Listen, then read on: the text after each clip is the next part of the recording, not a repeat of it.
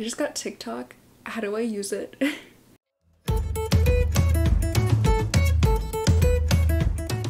Hey, it's Jay. Welcome back to my channel. Today I am doing a book tag, which is the Booktube Giving Tag created by Elliot Brooks. I thought it would be appropriate to do this book tag as on this Saturday, December 11th, probably around 1 p.m, I'm doing a charity live stream. This charity live stream is going to be benefiting New Story, which is an organization that 3D prints houses for the homeless. My personal goal is to reach $100, but there's a worldwide effort to reach $10 million. Mine's only 100. And if you would like to donate even $1, that'd be very appreciated.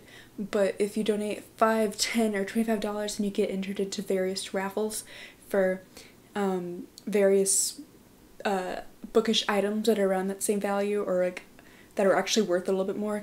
Like if you donate $5, then you get 6 Redbubble stickers, or you get entered into a raffle to win 6 Redbubble stickers. If you donate $10, you get to choose a book of your choice.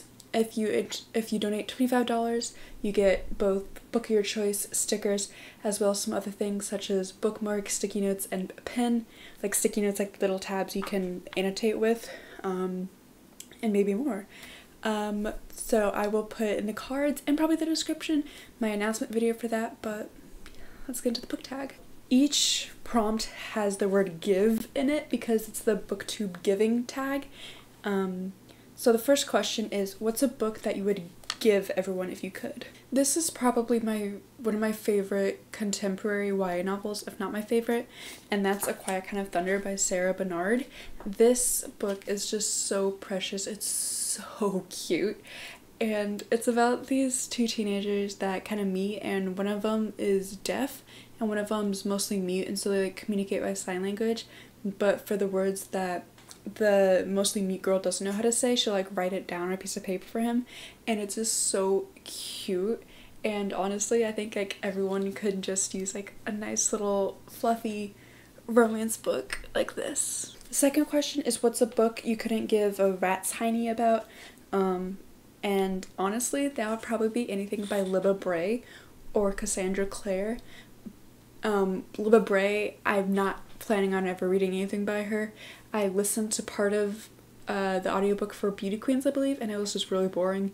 And Cassandra Clare, I actually kind of give a rat's hiney about because I don't like her stuff. But I included her there anyway because I don't like her. The third question is, given that the holidays are coming up, what's a book you hope someone gets for you?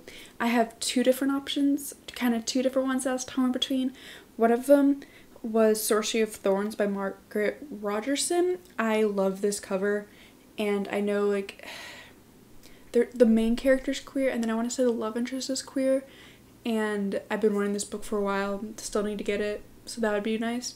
And then I also want Suggested Reading by Dave Konis, I'm not sure how to pronounce his name, but it's a contemporary, I think in high school, this girl, her like principal or something in her, the school board like bans all these books, and she's like, I don't think so, I'm gonna start this illegal library system in my locker and stick it to the man. And I'm like, yes girl. Number 4 is, what's a book or series you've given up on?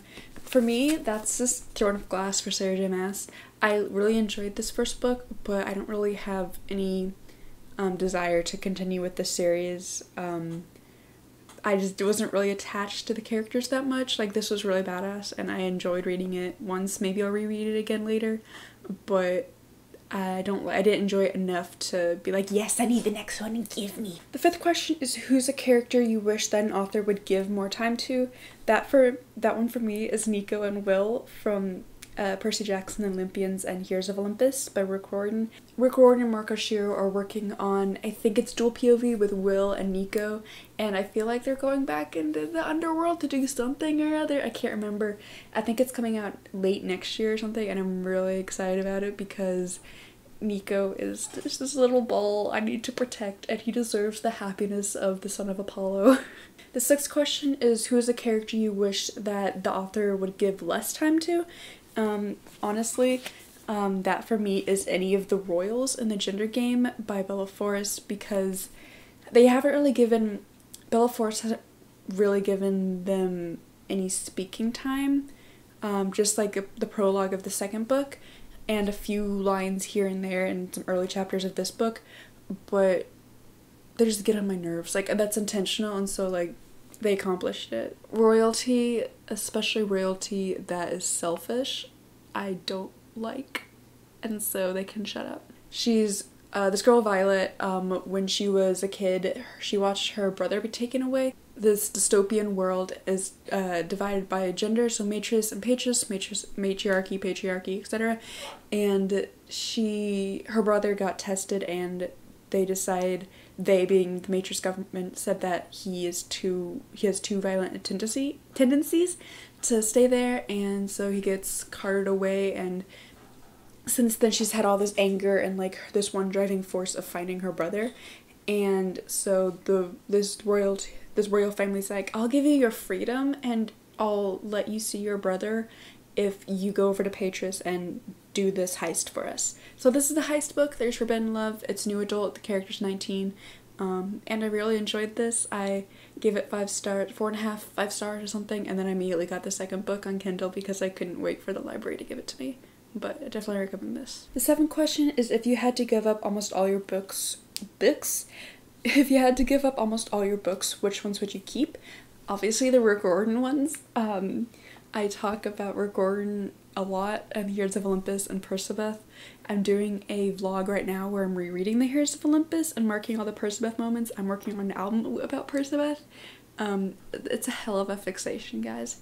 But definitely I could not part from my Rick Riordan books. I was gonna say The Hunger Games, but Rick Riordan. The 8th question is, what's the best book or bookish thing you've ever been given?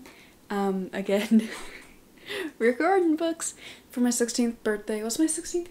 My 16th birthday, one of my friends got me the 2nd and 4th, I believe, Heroes of Olympus books, because I knew I didn't have those. And I was like, when he asked what I wanted, I was like, these 2 books. He got them in hardback.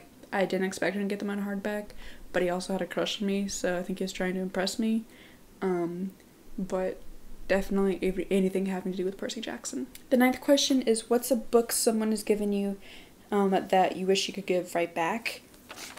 I don't think there's a book that anyone's given me, like, of many of my loved ones, that I'd want to give right back, but more of a book I won or I got in the, what is that book thing in the what is that thing in the community where it's like each Christmas you can like have a book wish list or something, and like sometimes you'll get one. A few years ago I got Ship It by Britta London. I liked the representation, but being that this book is problematic in multiple ways and written by a writer for Riverdale, I would not be upset with parting with this book if it weren't for the fact that it weren't personalized. So, and if the cover wasn't so intelligently or creatively made. And the 10th and final question is, name a time in a book that a character was given something really meaningful. I bet you can't guess who I'm gonna bring up here.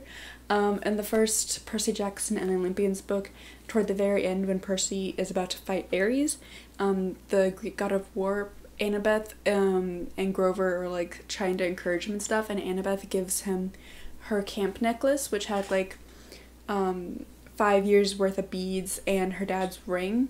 And she's like, here, Aphrodite, here, Athena and Poseidon together, reconciliation. And like, that was so sweet.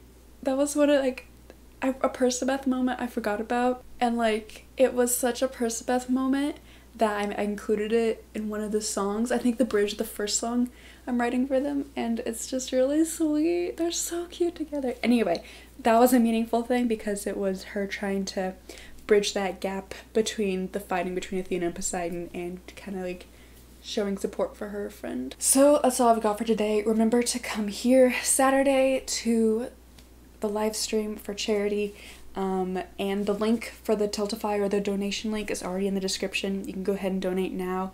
If you're donating to enter to the $5, $10, $25 raffles, in the little like comments section, please write down your @ for either Twitter and or Instagram. If you do both, please specify which is which, because that is how I will get into contact with you if you won. Make sure to check out the original video for the original book tag down in the description, and give Elliot Brooks a follow, and I will see you hopefully Saturday. Thanks for watching. Bye.